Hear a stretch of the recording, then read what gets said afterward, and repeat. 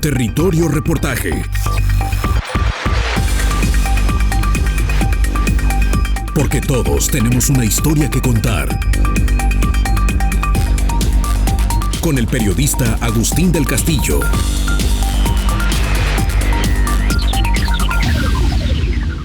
La colonia Providencia, ubicada al poniente de la ciudad, hasta el lindero del municipio de Guadalajara con el de Zapopan, es uno de los mejores ejemplos metropolitanos de cómo la economía de corto plazo del sector inmobiliario no considera el riesgo. Creada hace casi medio siglo con el propósito de establecer una zona residencial de alta plusvalía, la calidad de su infraestructura, sus amplias avenidas, su denso arbolado y sus amplios parques la ha convertido en una de las más codiciadas manzanas para la especulación de alto valor, lo que a su vez ha generado una reacción creciente de sus viejos habitantes, que se sienten despojados de un estilo de vivir con los cambios que ocurren, cada vez a mayor velocidad y a los que les cuesta adaptarse. A los efectos del cambio de uso de suelo, que derivan en un flujo constante de personas ajenas a la zona y en una inseguridad al alza, se agregan, sobre todo en los puntos contiguos a la avenida Montevideo, uno de los brazos de la cuenca del río Atemajac, edificaciones cada vez más precarias, pues se trata de torres edificadas sobre terrenos propensos a hundirse y donde el agua brota a pocos metros de la superficie. Este tema de riesgo, tanto ambiental como social, es componente central de la suspensión definitiva 532/2018, otorgada por la juez primero de distrito en materia administrativa y del trabajo en agosto de 2018, contra la entrada en vigor de los nuevos planes parciales de urbanización de este distrito, impugnados al considerarse que responden a intereses económicos y no a la sostenibilidad. La aplicación de los planes reclamados derivaría en la construcción de edificaciones altas, provoca daños al funcionamiento hidrológico de la zona y a los sistemas hidrosanitarios urbanos y domésticos, y que son síntomas de un trastorno al dicho ciclo hidrológico, entre otros, bombeos a los colectores de escurrimientos subterráneos que brotan en los sótanos, dice el dictamen técnico que sustentó esta suspensión. Continuar construyendo edificios altos sin considerar el sistema natural hidrológico y el funcionamiento de la infraestructura hidrosanitaria instalada pondrá en juego la disponibilidad de agua para consumo humano en el futuro y la vulnerabilidad a los desastres por inundaciones o contaminación, que se elevará continuamente, aunado a que el crecimiento urbano en la cuenca del río Atemajac, subcuenca Montevideo y microcuenca Country Club son territorios que ya han sido alterados hidrológicamente. Los vecinos se acogieron a la premisa legal del artículo 357 del Código Urbano de Jalisco. Cuando las edificaciones y urbanizaciones, cambio de uso de suelo y otros aprovechamientos de fincas que contravengan las leyes, reglamentos, programas o planes parciales de desarrollo urbano aplicables que originen un deterioro a la calidad de vida de los asentamientos humanos, los habitantes y propietarios de predios y fincas del área que resulten directamente afectados, tendrán derecho a exigir que se lleven a cabo las suspensiones o modificaciones ante la autoridad competente o superiores jerárquicos correspondientes. José Rubén Herrera, un vecino con casi medio siglo en la zona, explica lo que significan mayores densidades urbanas y sus efectos en una zona por donde pasaba un río y brota mucha agua subterránea. Sí tenemos un problema, no en toda la colonia, pero sí en algunas calles de la colonia donde ya el sistema de drenaje ya es obsoleto. Sabemos y si vemos el plano de inundaciones de zonas con riesgo de inundación del plan parcial 2003 es por avenida Montevideo. Allí está muy claro, ahí está marcado, es la principal vía donde pueden haber inundaciones.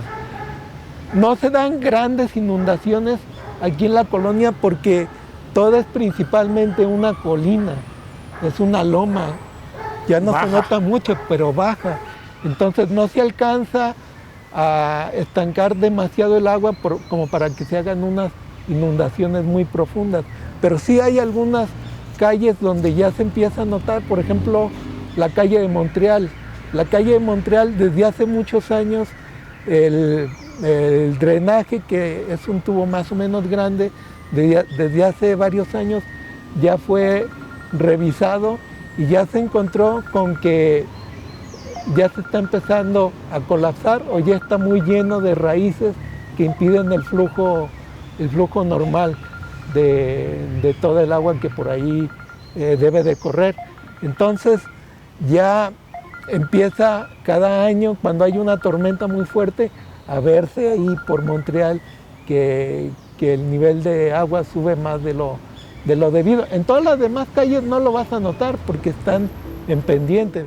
El desafío urbano de la redensificación para Providencia es formidable, advierte el arquitecto y urbanista Jorge Fernández Acosta. Providencia está experimentando desde hace varios años un proceso de transformación, cualitativa principalmente, aunque también en cuestiones de mediciones cuantitativa, que sí está cambiando su vocación de ser un lugar privilegiado para vivir a un lugar que tiene complicaciones muy fuertes para desarrollar una vida plena, ¿no? El que tenga muchos comercios, giros, lugares de venta de cerveza, de muchas cosas de ese tipo, pues ha cambiado las dinámicas pues, de la gente.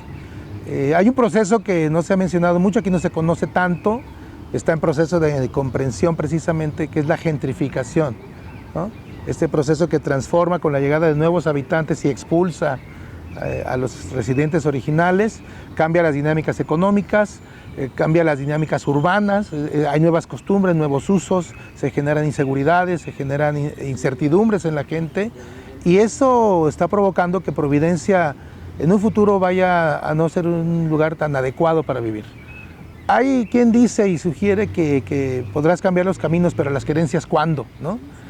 Pero aquí está afectando a tal grado que la gente me parece que va a renunciar a esta querencia por transformar y seguir viviendo con calidad de vida. Entonces, en términos urbanísticos, estaríamos hablando de una degradación de la calidad de vida. Así es, a mí me parece que Providencia está experimentando ese proceso, no es reciente, no es de ahora, más bien desde hace algunos años y tiene que ver con esas transformaciones provocadas por los cambios de planes parciales que se han dado en la ciudad y por las políticas urbanas que no piensan en la gente, en las personas. Por ejemplo, hoy se habla mucho del desarrollo orientado al transporte. Hemos propuesto y planteado que debería de ser el desarrollo orientado a las personas e inclusive cambiando el sentido de los conceptos, la planeación orientada al desarrollo, ¿no? Al desarrollo integral de la gente, de las personas, de la familia. Y eso involucra conceptos muy amplios, ¿no? Desde infraestructura, desde transporte, desde vivienda, desde una mixturización programada de usos, ¿no? Para que la gente tenga cercanías, para que pueda tener y hacer su vida alrededor de un núcleo muy pequeño. El trasfondo de este caos son los intereses inmobiliarios. El presidente del Parlamento de Colonias, Alejandro Cárdenas Ochoa, detalla el tema legal en que se debieron sumergir con los vecinos para frenar una planeación que a su juicio los perjudicaba. La situación jurídica es que en enero del 2018 hubo una modificación de planes parciales, se publicó, el 5 de enero se publicaron nuevos planes parciales para toda esta zona, la zona 2 Minerva, que incluye precisamente Providencia Norte, Providencia Sur, toda esta zona. Varias asociaciones integradas dentro del Parlamento de Colonias y acudimos a un procedimiento para inconformarnos con un procedimiento jurídico, un amparo, para inconformarnos con la decisión del Pleno del Ayuntamiento de haber cambiado el uso de suelo en esta zona. Después de aportar pruebas, documentos, logramos obtener una suspensión definitiva de la zona. O sea, ahorita los planes parciales de esta zona, o al menos los que estaban aprobados en el 2018, publicados en el 2018, se encuentran suspendidos. Se deben de aplicar los planes parciales del 2003 o 2008. Hay algunos planes que son del 2003, otros del 2008 para esta zona. Eso es lo que debe de aplicar el ayuntamiento en el otorgamiento de licencias. Sin embargo, hemos advertido, y los vecinos han advertido, que hay edificaciones que se están haciendo violando precisamente esos planes de 2003 y de 2008. O sea, que se están dando autorizaciones por otros mecanismos que no son los planes parciales y que consideramos nosotros que es una violación a la suspensión en diferentes puntos de la zona y sobre todo aquí en Providencia, ¿no? Que es una de las zonas que ha sido mucho más afectadas por la sencilla razón que tiene un valor mayor, ¿sí? De plusvalía. ¿Sí? Ahí tiene una mayor plusvalía esta zona y el inversionista busca las zonas de mayor plusvalía. Y esto pues en detrimento de la mayoría de los habitantes, ¿no? de la zona, porque se ven conflictuados con el estacionamiento, se ven conflictuados con la falta de agua, se ven conflictuados con el drenaje, se ven conflictuados con las vialidades. Y este tipo de conflictos es por la falta de la infraestructura. Hay un fenómeno importante que debemos de decirlo. Esta es una zona donde eran muchas colinas y barranquitas en su estado natural, y que por aquí pasa precisamente los flujos de agua que vienen de la primavera como parte de la cuenca Atemajac. Entonces toda esta zona es una zona baja, en donde en algunas de sus calles, Montevideo, aquí mismo en la Avenida Providencia, Rubén Darío, hay lugares en donde el agua no está más de 3 metros de profundidad. Y lo que hemos visto con las construcciones que están haciendo, que bajan hasta 6, 8 o 12 metros en sus sótanos, pues están día y noche bombeando agua fuera de la zona. Esto genera un riesgo, porque el estar extrayendo el agua de esa forma, está extrayendo finos junto con el agua. Y esa extracción de finos va a provocar y generar oquedades en diferentes partes de la colonia. No tardamos en estar viendo asentamientos diferenciales en fincas alrededor de estas construcciones, o más alejadas todavía, ¿no? O en las mismas vialidades. Entonces esto es parte del riesgo que se está corriendo. Nosotros argumentamos el daño ambiental en los planes parciales, en el proceso contra los planes parciales, precisamente por toda esta forma de estar aumentando la densidad y haciendo edificaciones más agresivas para la zona, ¿no? Nos encontramos sobre la avenida Montevideo, en el corazón de la colonia Providencia. Aquí podemos ver plasmado los conceptos del modelo de urbanización que Guadalajara ha hecho durante más de medio siglo.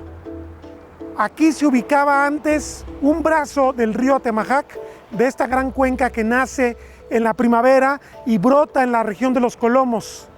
Es una zona entonces con mucha agua, porque es un lecho de río.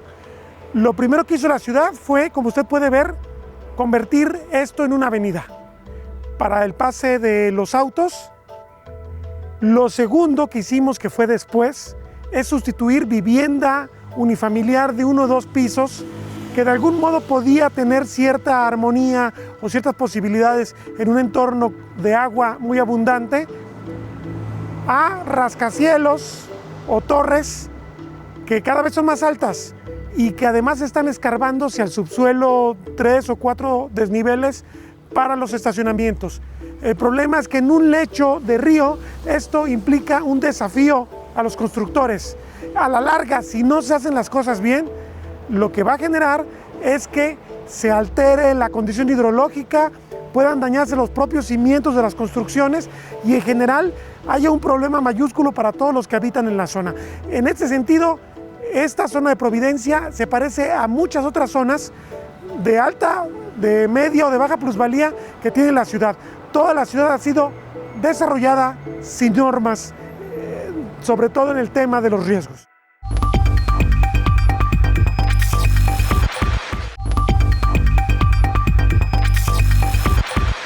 Recomendaciones de Atlas de Riesgos. Hundimientos. Establecer un programa continuo de monitoreo geofísico en las áreas identificadas con una susceptibilidad a sufrir hundimientos, con el objeto de identificar oquedades que se reflejen posteriormente en hundimientos. Entre los métodos a utilizar podría ser georradar y métodos eléctricos. El organismo encargado de suministro de agua potable y drenaje deberá incrementar el cambio de tuberías antiguas por tuberías flexibles y de alta resistencia a fin de evitar fugas y generar tubificación que se refleja en hundimientos en calles y afectación de edificaciones. Inundaciones. Establecer una red de estaciones meteorológicas en todo el municipio, al menos 30, a fin de contar con registros en tiempo real de las variables que registran a fin de generar una base de datos confiable en los próximos 20 años, lo que permitiría establecer la dinámica atmosférica en cada uno de los distritos urbanos del municipio.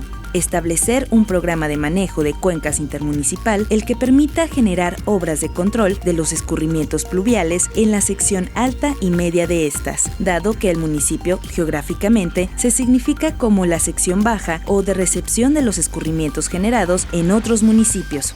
Valorar la creación de obras de captación y control de grandes volúmenes de escorrentías, que permitan posteriormente desalojarlas o infiltrarlas de una manera adecuada. Valorar la construcción de una red de drenaje profundo que permita desalojar rápida y eficientemente los escurrimientos de tormentas severas. Estas recomendaciones existen desde 2012, pero no se han habilitado para su cumplimiento. Lo que pasa en Providencia y otros puntos de la ciudad deriva del conocimiento insuficiente del territorio sobre el que se construye la ciudad, destaca Arturo Gleason Espíndola, investigador de la UDG. Yo pondría en segundo lugar el sistema de monitoreo de aguas subterráneas. ¿Por qué? Bueno, porque después de Chapala, el agua subterránea es la segunda fuente de abastecimiento más importante de la ciudad. Entonces es como en la planeación urbana, se me hace que luego lo hacen así, ¿no?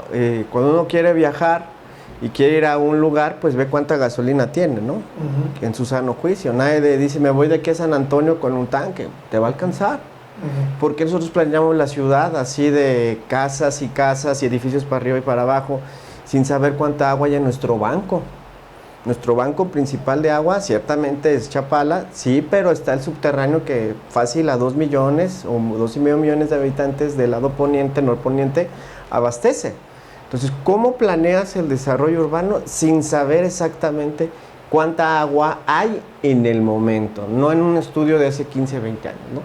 Entonces, a mí se me hace muy delicado que sin esa información, pues diseñemos o modifiquemos planes parciales pensando que tenemos agua para muchos años, ¿no? No, y además, hasta por cuestiones de cómo puedo yo cimentar un edificio de 12 pisos en donde había una casa, en una zona donde probablemente el agua está aflorando muy cerca, en donde fue un antiguo río, lo que pasa en Providencia mucho, por ejemplo. Sí, hemos estado estudiando la zona y lamentablemente le pegas a lo natural, los escurrimientos subterráneos, el edificio genera más escurrimiento, sobrecarga los drenajes, la carga de descarga de aguas negras es mayor para los colectores vigentes.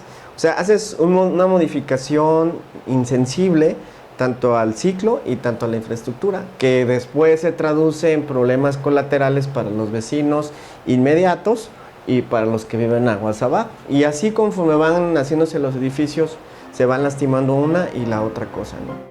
El académico sostiene que las acciones que se han realizado para afrontar el problema de inundaciones no tienen el sustento adecuado. Pues el discurso ha sido más, lamentablemente pues casi 700 millones se gastaron entre 2016 y 2018, pues yo auguro que va a seguir el problema, no se resolvió como se planteaba, ¿verdad? Lamentablemente. O sea, el Ebro, el interés, el poder ponerlo en la agenda, pero hemos hecho distintos pronunciamientos que es necesario llegar primero al fondo, ¿no? Al fondo del problema. Sí, desde la ciencia, si tú no conceptualizas bien el problema, no puedes establecer una buena metodología y por ende no puedes tener un resultado idóneo o apegado a la realidad. Entonces, si el problema lo ves por encima, resumiendo, no vas a llegar a la solución de fondo. Entonces, ¿cómo podemos saber el problema de fondo?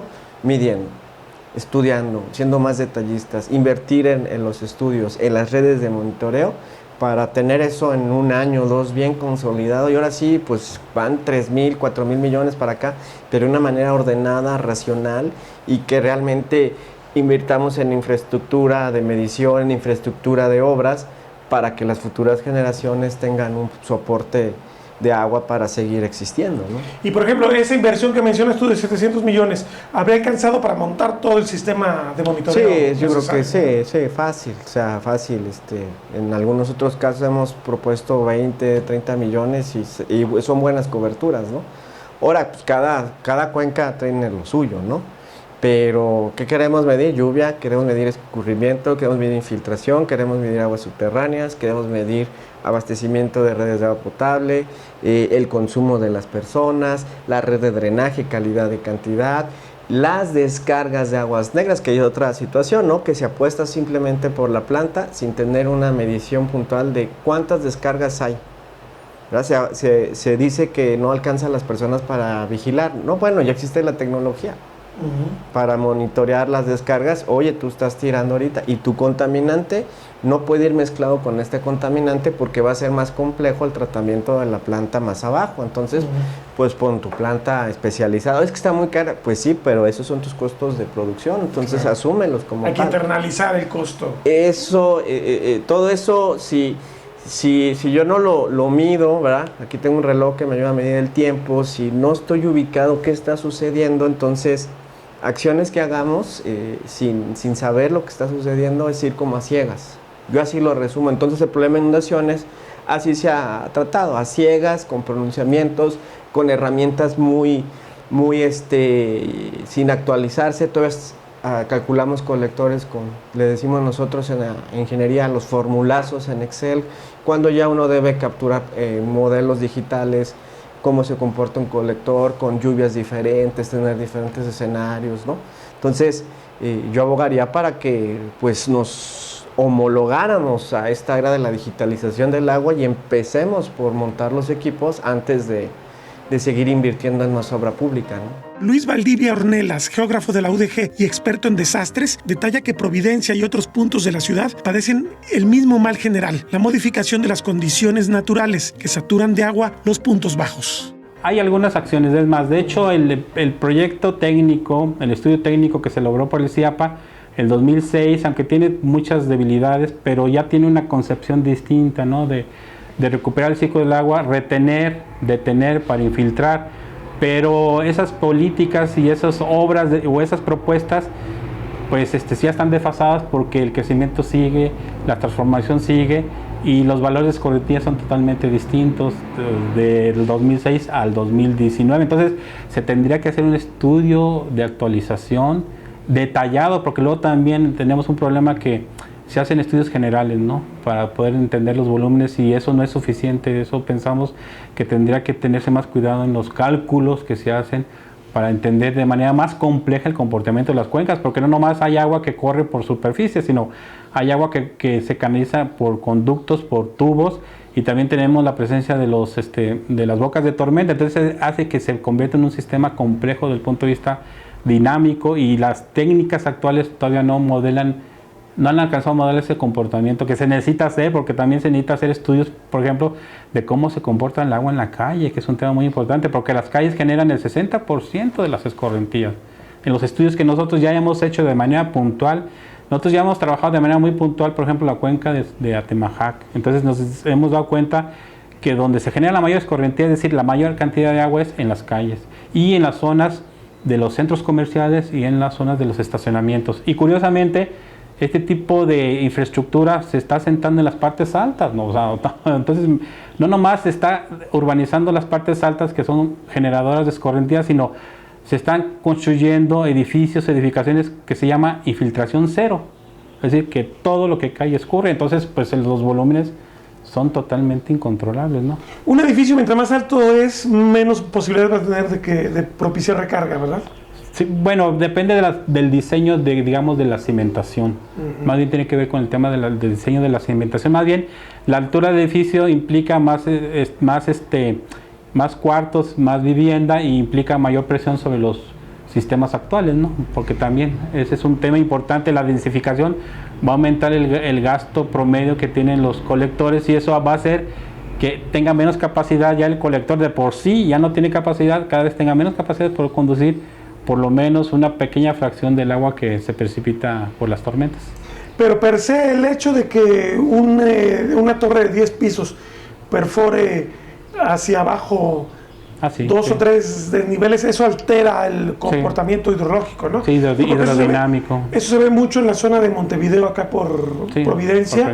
Y veo que traen como problemas con el agua los mismos desarrollos. Sí, lo que hacen es pues abatirla a través de sacarla con bombas, pero también hay problemas de pequeños asentamientos, porque vemos que también las condiciones geológicas son propicias para que haya un acuífero muy rico, haya mucha agua somera, hay muchos pequeños manantiales todavía en estas condiciones de un urbanización todavía hay muchos pequeños manantiales en diferentes partes de la ciudad, y eso es como consecuencia de que tenemos un suelo muy rico de agua, producto de esta condición tan particular asociada, digamos, a rocas volcánicas provenientes de las actividades volcánicas de la primavera. Entonces tendríamos que tener también muy claro, al ver la hidrografía de la ciudad, el tema de en qué sitios brotan los manantiales, en qué sitios abunda más el manto acuífero, para poder definir una política de construcción, ¿no? Y esto no se está previendo la redensificación. No, porque en realidad hay muy pocos estudios, si hay pocos estudios para entender el comportamiento del agua superficial, pues mucho menos hay estudios para poder entender el comportamiento del agua desde el punto de vista geodrológico. Entonces es un tema pendiente que es muy importante de abordarlo lo más pronto posible, ¿no?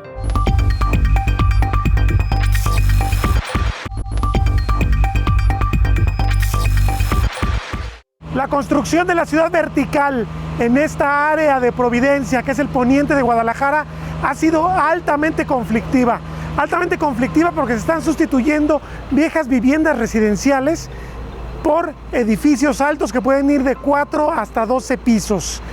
Además, se están construyendo a desniveles los estacionamientos y se está afectando el acuífero en un punto donde el agua está muy cercana. Es justamente el caso de esta construcción que se ubica en Bogotá, una cuadra, estamos prácticamente de lo que es Montevideo, el viejo lecho del río. Aquí esta construcción ha tenido varios problemas técnicos justamente por la perforación profunda que se ha generado, no solamente para la propia edificación, sino las casas vecinas tienen ya problemas de cuarteaduras, se están recorriendo porque están penetrando también la parte del subsuelo de esas viviendas. El futuro entonces para el diseño urbano de Providencia es incierto con este tipo de obras que siguen sin considerar el factor geológico, hidrológico que las condiciona fuertemente. El asunto es que las reglas para construir ciudad no se modifican pese a que es un fracaso probado en términos de resiliencia. Y si esto se aúna a la enorme presión especulativa sobre Providencia, donde se hacen grandes negocios con vivienda de alto costo, ello obligó a judicializar el desarrollo urbano, añade Alejandro Cárdenas, presidente del Parlamento de Colonias. Vamos a poner un caso que está aquí en Montevideo, aquí por Providencia también, donde hay un edificio que se acaba hace algunos mes y medio, todo un piso completo que iban a colar, pues se vino abajo. Ese es un error de construcción, pero también es una construcción que día y noche están sacando el agua del subsuelo para poder construir. Y es de las favorecidas. Y es, bueno, la autoridad tiene todas las facultades para, en estos casos de riesgo, en estos casos que hay una afectación al medio ambiente, que hay una afectación al acuífero, pues tendría todo el poder para suspender la obra y para que no siguieran construyendo, ¿no? Ustedes como Parlamento de Colonias ya hicieron el planteamiento ante el juez del defecto del cumplimiento de la suspensión que mencionamos. Nosotros hemos hecho varios señalamientos en ese sentido del cumplimiento defectuoso de la suspensión.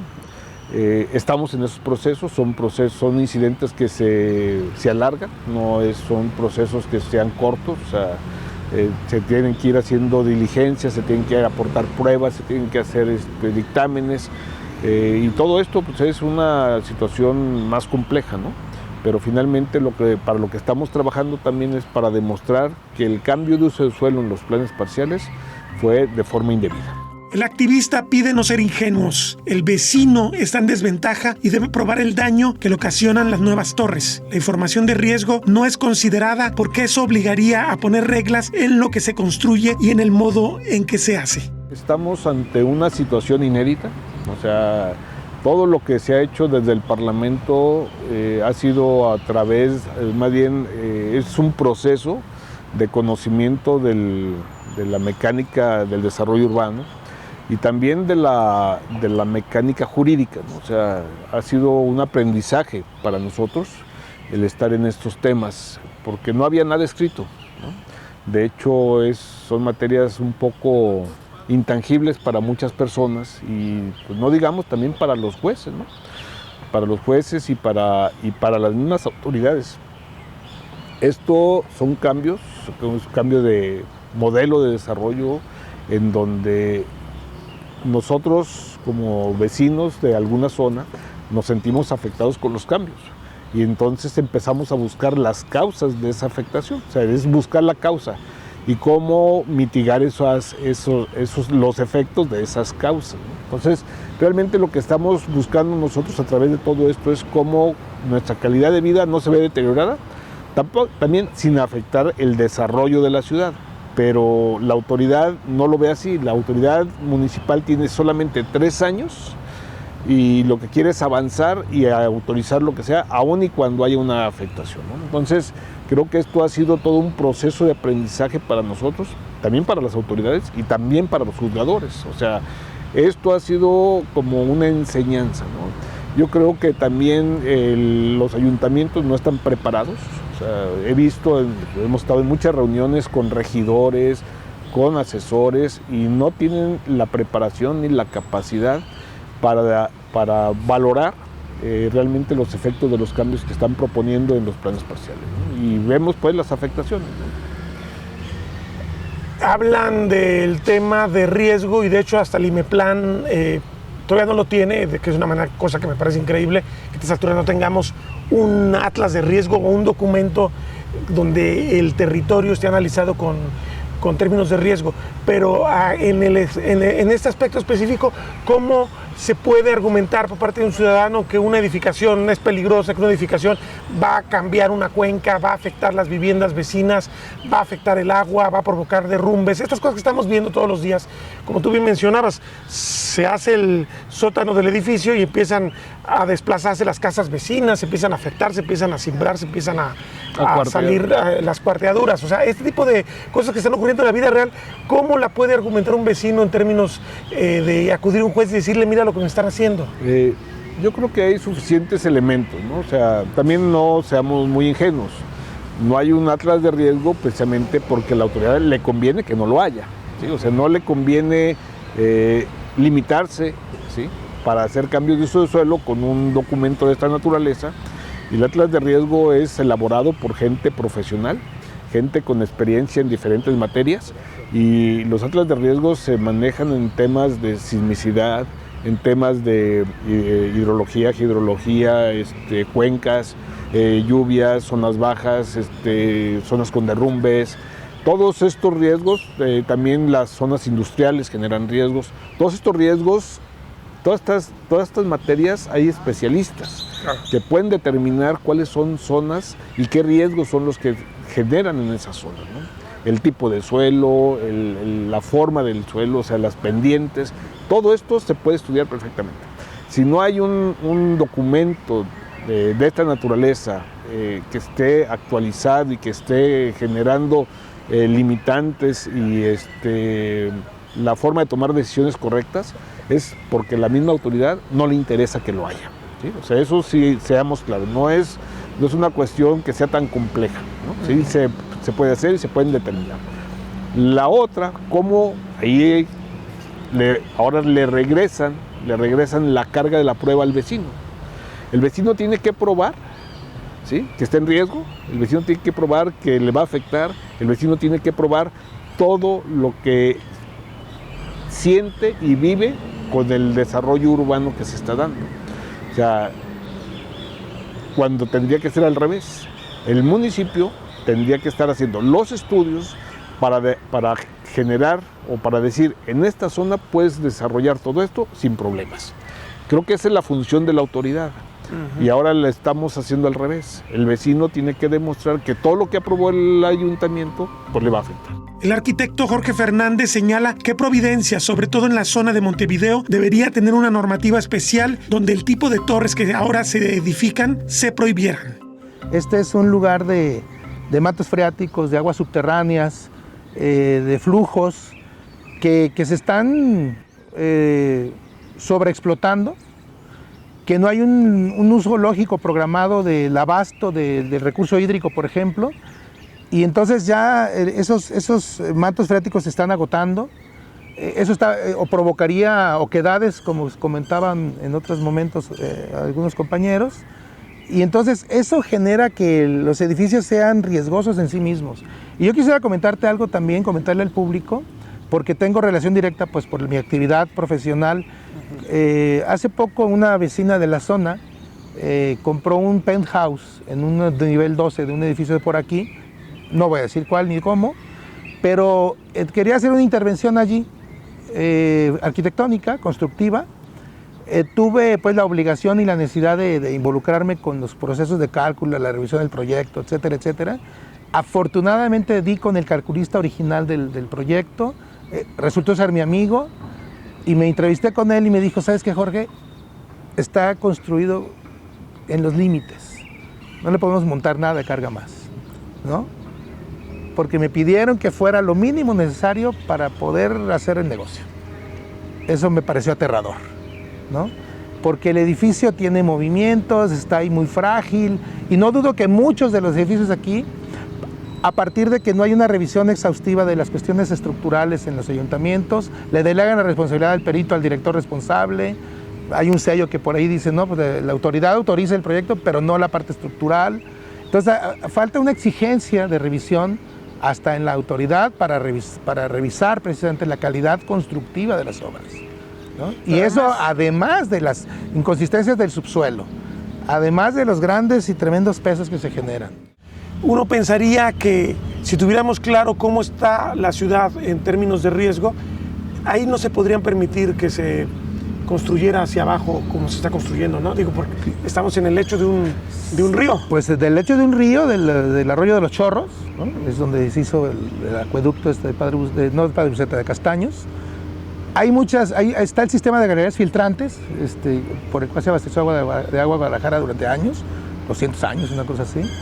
Pero entonces esas características del subsuelo, con este tipo de obras, con el hecho de que vayamos por el lecho de un río en Montevideo, deberían obligar a la autoridad a que el desarrollador cumplimentara proyectos bajo una vigilancia muy estricta de parámetros y de cualidades de proyecto, que no está ocurriendo, ¿verdad? Los temas de riesgo, y que también tiene que ver con otro concepto que también se maneja y que tampoco se conoce mucho, Agustín, es el de la resiliencia, la capacidad de la urbanización o de las construcciones para resistir los embates del riesgo y para reconstituirse. Pues eso no ocurre. Mira, precisamente aquí está la sede del Colegio de Arquitectos y Urbanistas, acaba de haber un taller de colaboración con el municipio de Guadalajara, convocado por el municipio, en el que también participó IMEPLAN, que también me gustaría hablar un poco al respecto después de este comentario, en el que más allá de estar interesados en ver los temas de la planeación del conjunto, están enfocados en resolver cuál es la altura máxima posible para una habitación, cuál es el tamaño máximo o mínimo necesario para que se desarrolle 260 por 260, pero en el área circular, ni siquiera cuadrada, ¿no? Cosas de ese tipo que son irrisorias, ¿no? La planificación tiene que ver con una visión macro, y a mí me parece que hay una miopía planificadora que no ve más allá. Pero es una miopía voluntaria, aparentemente, voluntaria, ¿no? Y ese es el riesgo y eso es lo grave.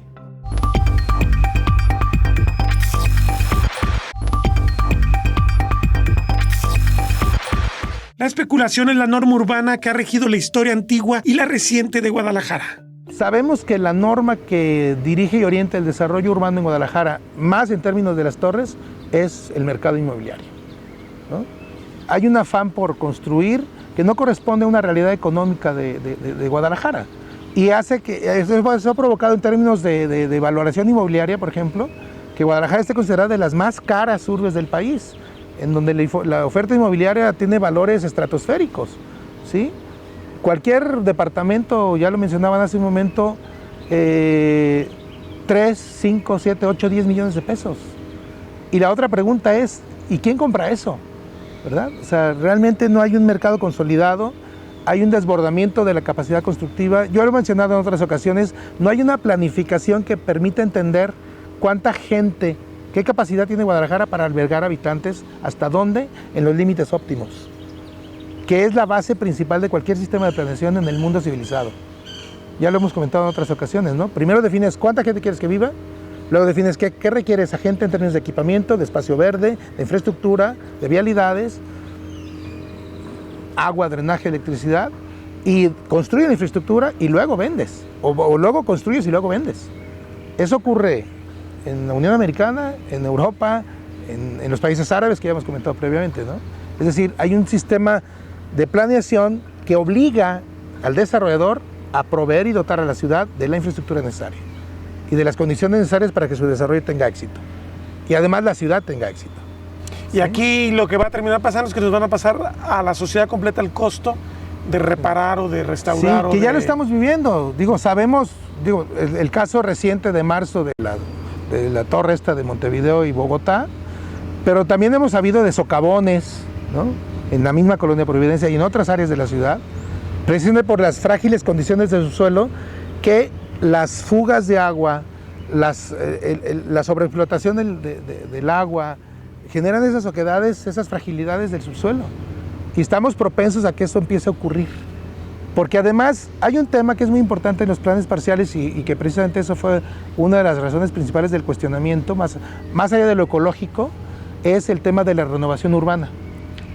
Renovación urbana significa precisamente dotar de infraestructura y elementos que hagan posible y propicien el desarrollo urbano.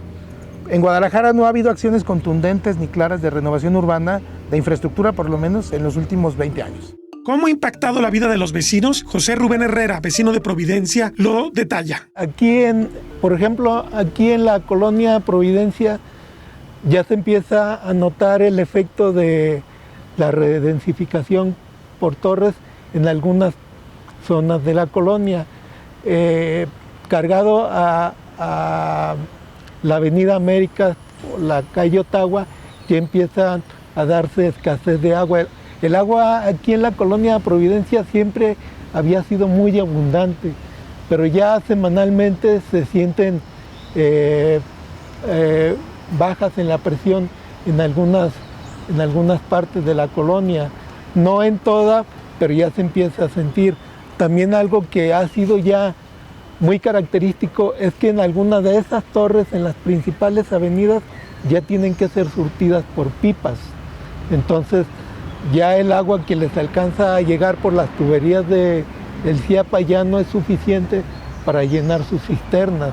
Otro efecto que se ha sentido aquí muy cerquita, por la zona de el Templo de la Madre de Dios, esto es Avenida Providencia y Pablo Neruda, es que ya los cortes de luz ya se dan uno por semana, los cortes de energía eléctrica por la sobrecarga de las líneas, de tanto comercio. ¿Y eso lo explica la comisión cuando ocurre? Que ustedes hacen el reclamo por el abastecimiento. Bueno, siempre se les había explicado. Entonces lo que hacían, traían otro transformador más grande, se daban cuenta de que no funcionaba ese transformador, traían otro más grande y así se la vinieron, fue la forma en la que iban solucionando los problemas. Pero tal vez se resuelva por algunos meses, pero luego vuelve a aparecer porque el establecimiento de giros, el aumento de giros es permanente aquí en la colonia. Entonces, pues con todo eso tenemos que ir lidiando o acostumbrándonos, porque a pesar de que los planes parciales del 2003 siguen siendo los vigentes y los del 2018 están suspendidos, pues parece que nada detiene a esta inercia que ya se trae desde hace muchos años. A ojo de buen cubero, calcula que han sido de 30 a 50% los habitantes originales que se marcharon. Yo creo que tal vez un 30 o un 50% ya se fue. Ya se fue porque, primero por cuestión natural de que los hijos de las familias empiezan a ir a vivir por su cuenta, quedan los padres, quedan las viudas o los viudos y ya las casas les quedan un poco grandes a esa pareja o a esa viuda que quedó. Entonces, esa es una parte de de la forma normal de dejar... Sí, la natural, digamos. La natural de dejar la colonia. Pero la otra es que sí, efectivamente hemos visto varios vecinos, no varios, muchos vecinos que se van por la pérdida de calidad de vida o porque simplemente el mercado les llegó al precio.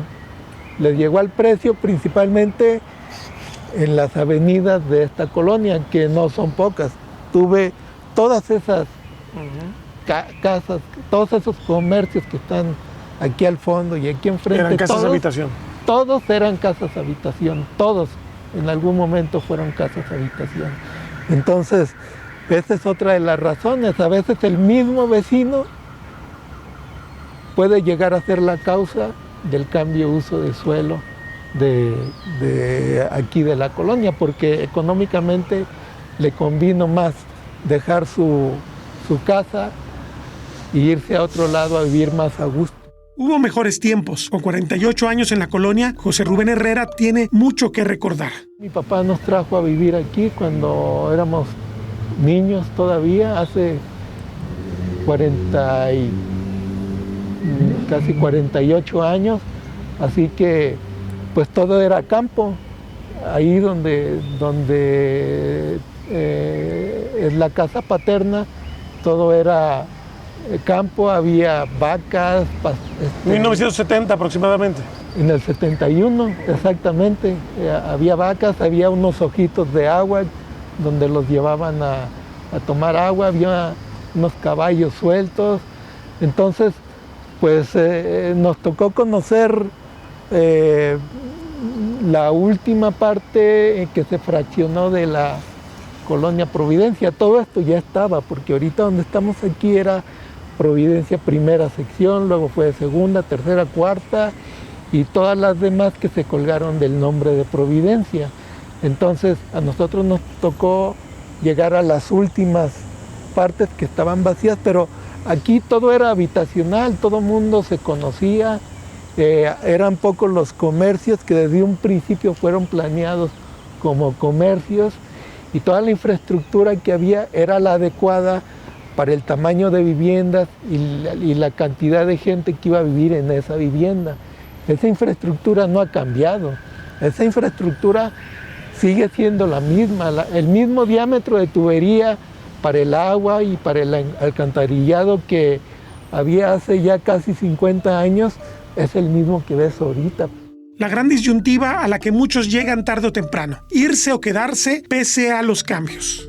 ¿Usted se ve aquí hasta el final de sus días viviendo en Providencia o va a tomar alguna decisión? Depende de cómo vaya evolucionando, si logran ustedes como vecinos ganar la partida o negociar favorablemente un plan parcial que reconozca sus derechos, o usted ve que en algún momento va a tener que salir también.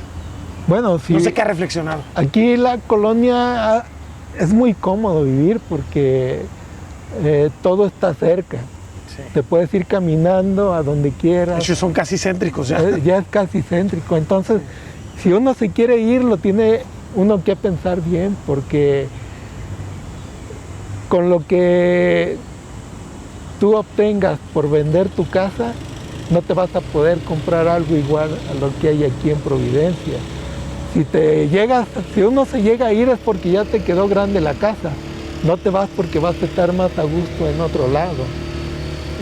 Tal vez porque estés más seguro, eso sí, a un coto. Pero ¿qué pasa si un día le ponen al lado de su muro un edificio y empiezan a afectarle su casa? Pues sí, ahí te tienes que ir, ya no te queda, ya no te queda de otra. No hay historias felices ahí, ¿verdad? No hay historias felices, hay infelices porque el valor de la finca se devalúa cuando te ponen un edificio a un lado. No vale más, vale menos. A final de cuentas, habría que preguntarnos si la ciudad puede seguir construyéndose sobre zonas de riesgo. La explicación económica de esto es muy simple. Cada metro cuadrado, sobre todo al interior de la ciudad compacta, es muy costoso. No hemos sabido generar los esquemas jurídicos, fiscales y de desarrollo urbano adecuados para separar las zonas de riesgo y no darles un valor, una capitalización posible, como puede ocurrir cuando se crea un área natural protegida. Aquí no es ese el caso. Las áreas de riesgo, que deberían de ser parques y espacios abiertos, justamente porque tienen capacidad para regular, entre otras cosas, el agua, se suelen urbanizar porque se ubican en zonas que son valiosas urbanísticamente y pagan impuestos y pueden implicar la construcción de muchas viviendas de alto valor, como es el caso de Providencia. Pero incluso en la otra ciudad, en la ciudad del Oriente, en la ciudad del Sur, ciudades más marginales, con menos valor económico, se sigue el mismo esquema de urbanizar arroyos y zonas cercanas de agua. La realidad es que a final de cuentas vamos a llegar a un punto en el cual la ciudad no va a poder soportar esta carga de riesgo tan grande que se cristaliza, según los últimos estudios del Departamento de Geografía de la Universidad de Guadalajara, en 350 sitios de inundación. Son 350 sitios de inundación que generan emergencias, que generan problemas para la gente, que generan daño patrimonial y sobre todo que generan muertes. Territorio Reportaje. Porque todos tenemos una historia que contar. Con el periodista Agustín del Castillo.